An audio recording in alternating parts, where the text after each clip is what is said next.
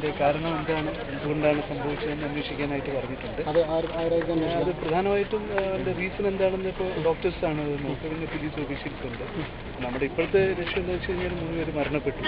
അപ്പോൾ അവർക്ക് അർഹമായിട്ടുള്ള എന്തെങ്കിലും സഹായങ്ങളോ മറ്റോ ഗവൺമെൻറ് ഭാഗത്തു നിന്നുള്ള അതിന് തന്നെ ചെയ്യുക. ഇനി വരുന്ന 5 ദിവസക്കാലത്തെ ഉത്സവം അതിന് പ്രത്യേകിച്ച് ഇപ്പം നമ്പർ ഓഫ് എലിഫൻറ്റ്സ് എന്ന് പറയുന്നത് നമുക്ക് ഉണ്ട് സഫീഷ്യൻ്റ് ആയിട്ട്.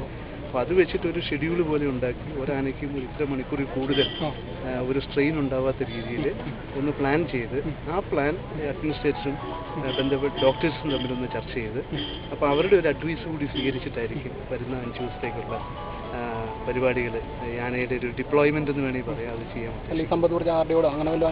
ഇപ്പോൾ ആസ്വദിച്ച് അതിനുള്ളൊരു തീരുമാനമായിട്ടില്ല. അപ്പോൾ നമ്മളത് എന്തുകൊണ്ടാണെന്ന് നോക്കിയിട്ട് ഒരു കൂടുതൽ അന്വേഷണം ആവശ്യമാണെന്നുണ്ടെങ്കിൽ അത് തീർച്ചയായിട്ടും ചെയ്യും.